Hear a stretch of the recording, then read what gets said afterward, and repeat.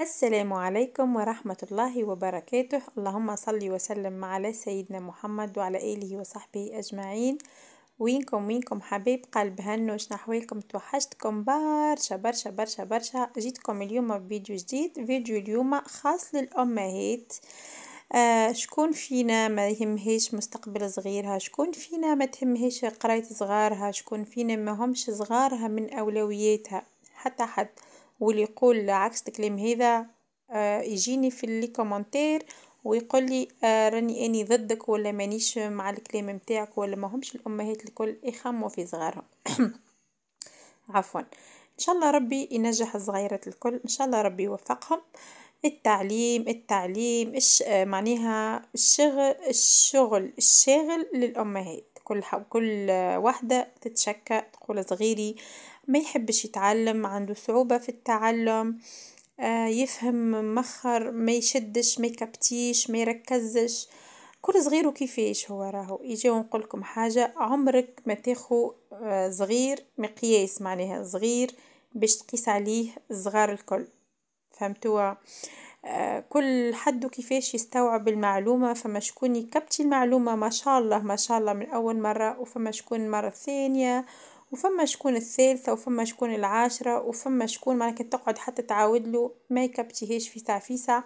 لازمك انت تحاول توسع معه بالك وتبسط له الحكاية قدر المستطاع. معناها فكما يقولوا علموا الأطفال وهم يلعبون، علموا الأطفال وهم يلعبون. ديما نعاودها، علموا الأطفال وهم يلعبون. هذيكي أسرع حاجة وأسهل طريقة وأنجح طريقة باش انتي تعلم صغيرك. لازمك انتي من الأول تحطه في الإطار الصحيح، تحاول ما تقصرش معاه، توصله المعلومة بطريقة مبسطة. كان هو ما يفهمش ما تأيسش زيدا من الضربة الأولى، ما تأيسش من المرة الأولى، ما تقولش ما يتعلمش ما يحبش يفهم. خلي الساعة، خصص له ساعة، خصص له ساعة، ساعة واحدة. خصصها له معناها متاع ضحك وقراية في نفس الوقت. صدقوني يكبتي المعلومة في ساعة، حتى ولو انتي تخدم، حتى ولو ما عندكش وقت. ساعة باهي حطيته في جارد والا يقرأ الكل اوكي. اما زيدا انتي راهو دورك كأم ما يلزمكش تقصر مع صغارك. لازمك تخصص حتى كان مش ساعة، نص ساعة. تشوف صغيرك معناها وين وصل في القراية، معناها كيفاش، معناها تحاول انت ديما تحط روحك في الصورة. ما تخليش روحك بعيد على صغارك، بما انك معناها الاعوام الاولى تنجم انت تقري وتنجم انت توري وتنجم ويسمعك هو ويفهمك. اما راهو كي باش يجي وقت باش يكبر، باش يختار صحابه، باش يولي يقرا معناها ما عادش بيقرا عندك انت، باش يقرا عند اساتذه اخرين حتى اذا كان استحق سوايع دعم والكل. راه ماكش انت باش تقريه. فهمتوا؟ معناها معناها استغلوا الحاجات هذوما بالحق. كي يكبر صغيرك يقعدوا لك. والله الحاجات هذوما واللحظات هذوما ما فماش ما احلى منهم. عمرك ما تتعمل على المراوضة وحدها، ولا على المعلمة وحدها، ولا على الجارد وحده. ليه؟ انتي معلمته الاولى، انتي مدرسته الاولى في الدار، في التربية، في الاخلاق، في القراية، في كل شيء. اني يا ولدي يقول لصحابه عمني كان يقرا سنه اولى يجيو معلماتهم تاع الجارد، يقولوا مثلا انيستي فلينه وانيستي فلينه، يقولهم انا انيستي ماما. هو قالها هيك بعفويه ببراءه خرجت من فمه محليها. يقولهم انا انيستي ماما. هكا نحب نقول كونوا انتوما معلمات صغاركم، كونوا انتوما مدرسة صغاركم قبل اي مروضة، قبل اي معلم، قبل كل شيء. معنى انتي راك باش تكون القدوة الاولى. صغيرك باش يتعلم منك انتي الحاجات الاولانيين، كيما تعلم منك اول كلمة، اول خطوة، اول ضحكة، اول كل حاجة، اول مرة. حتى القراية خليك انتي معناها اللي تعلموا. مانيش باش نحكيو على الناس متاع زمان وقت اللي هما كانوا ما يقراوش. معناها كل وقت ووقت. تويكا ما شاء الله الناس الكل تقرا، والناس الكل تعرف تكتب، والناس الكل تعرف تقرا. معناها تنجم تعاون صغيرك حتى ولو هو بخلي ما يحبش يكتب. لازمك انتي تنفهو، ما تأيسش. كان انتي أيست من صغيرك معناها حد آخر مش باش يأيس منه؟ ليه؟ لازمك انتي ديما تخلي فيه تخلي عندك ثقة في صغارك، تخليه هو عنده ثقة في روحه، تقويله ثقته في نفسه، تعلمه يتكلم حتى ولو بالغلط، يحاول يعمل محاولة، يخدم حتى ولو غلط متسالش. احنا كيفاش احنا نتعلموا من الغلط متاعنا، احنا تعلمنا وما زلنا نتعلموا وباش نقعدوا ديما نتعلموا. فما بالك هما احنا كل يوم نتعلموا، كل يوم كل يوم كل يوم، ما فماش واحد ما يتعلمش حاجة، كل يوم نتعلموا حاجة. فما بالك انتي تأيس من صغيرك وتقول صغيري ما يعرفش يقرأ وصغيري ما يعرفش يكتب؟ يعرف يقرأ، ما فماش صغير ما يعرفش يقرأ وما فماش صغير ما يعرفش يكتب. اني نقولكم راكم غالطين في الحاجة هذي. معناها مما كل صغير وطريقة استيعاب وكهو. ديما نقول بسطوا الحكايات، خليها ضحك ولعب، ما تكونش انتي استريسي من الخدمة، عندك ضغوطات الحياة. الكلنا والله الكلنا نعانيو من نفس الحكاية، الكلنا عنا ضغوطات الحياة. اما شني باش نعملوا؟ الحياة تستمر، مستقبلك ومستقبل صغارك، مستقبل صغارك هذيك هو اول حاجة.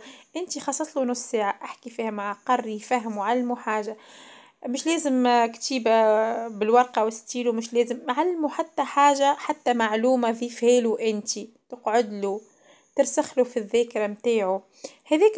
هذاك هو باش يبني بيه شخصيته هو. هذاك هو الكلامك انتي، هذاك اللي باش تبني له به انتي شخصيته، باش يولي رجل الغد، باش تولي امرأة الغد. فهمتوني؟ ان شاء الله يا ربي نكون وصلت هكا ولو شوية صغيرة معناها. فهمتوا؟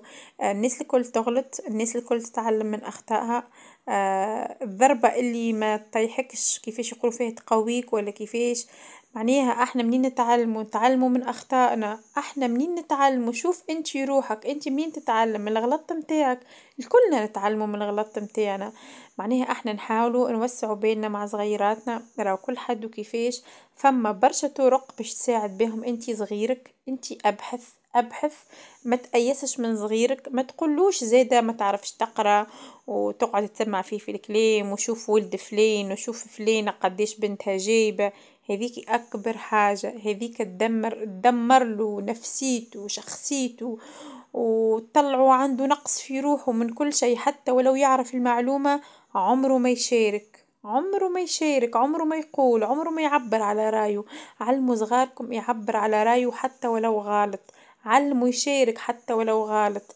هذاك معناها الدنيا توا صعبت في كل شيء، راهو صعبت في المعيشة، صعبت حتى في كل شيء، حتى في تعاملكم مع العباد. معناها إذا كان أنت باش تصنعوا خواف وما ينجمش يتكلم وما ينجمش يعمل حتى شيء وما يعبرش على رايه في المستقبل، شو تتوقع منه؟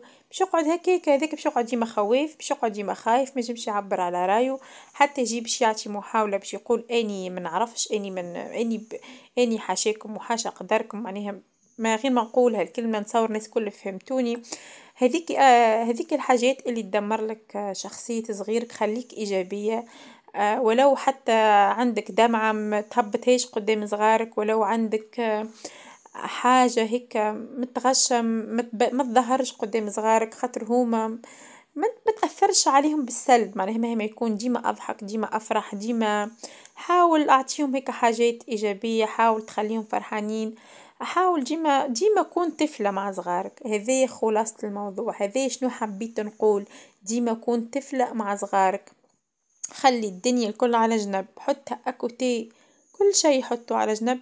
ووقت اللي باش تخصص لهم ليهم هما ساعة، حتى ولو انتي تخدم، ديما نقولكم حتى ولو انتي تخدم سطر تحتها بالأحمر، باش تخصص لها انتي ساعة. لصغيرك لازمك انتي تكون معه طفلة، تكون قد تحاول معناها تكون قد تفكر كيما هو يفكر. فهمتوني؟ بطريقة ذكية، تعرف انتي تفهم صغيرك وتعرف توصل له المعلومة، وتعرف معناها تكسب حب صغيرك وثقة صغيرك وتعلمه. تعلموا الثقة نوصيكم على الثقة. اني ساعات نلقى صغير ما ينجمش يتكلم، ما ينجمش يعبر، متحسه يخاف من كل كلمة باش يقولها، حتى باش يصبح عليك تحسه يخاف، تحسه يحشم عليه. عليه هذاك على هذايا صغير هذاك اني سخفني اني بكيني اني نقول مسيكن معناها مش ذنبه بشي هو مش ذنبه هو طلع هكاكا فهمتوني.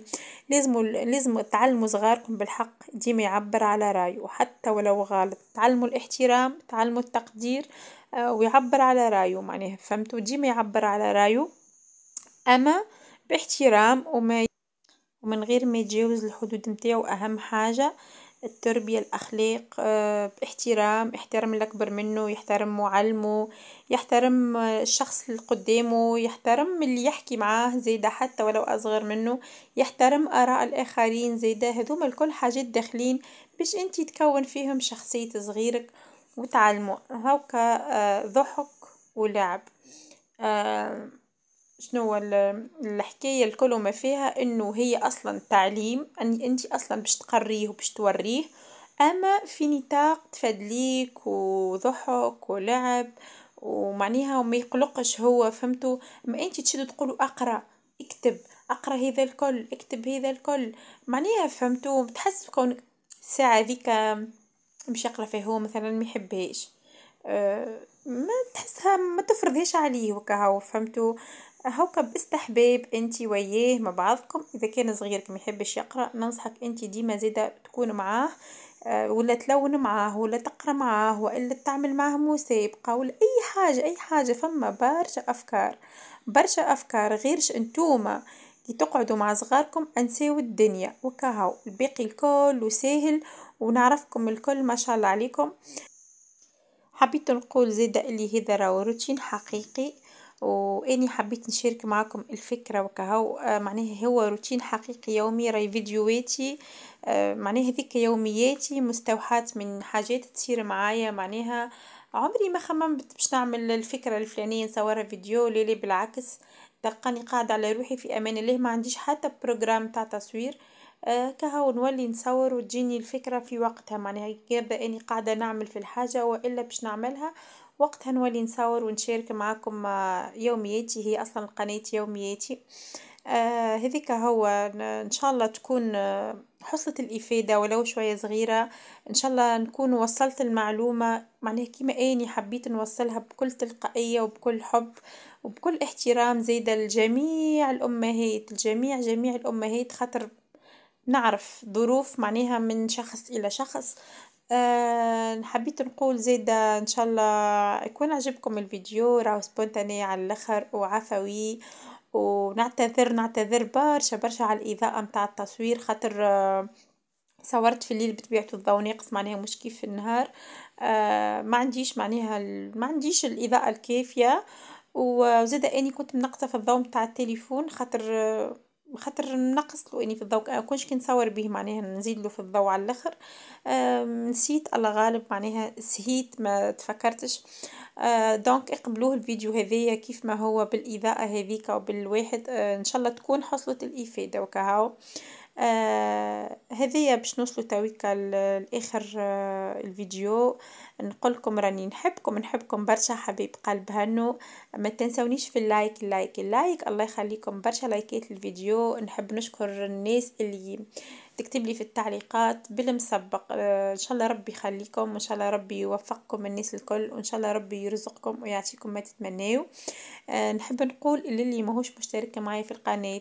اشترك معايا في القناة اذا كان انت تشاهد فيه وماكش مشترك معايا انزل على اشتراك ما تخسر حتى شيء واذا كان اول مره تشوف قناتي بالطبيعه نقولك انضم للقناه وللعيله عنا برشا فيديوهات اكتبوا لي ارائكم في التعليقات اكتبوا لي افكار فيديوهات اخرين تحبوني نشاركهم معاكم وتوا نقولكم في امان الله استودعكم الله الذي لا تضيع ودائعه استودعكم الله الذي لا تضيع ودائعه نحبكم برشا بسلامه.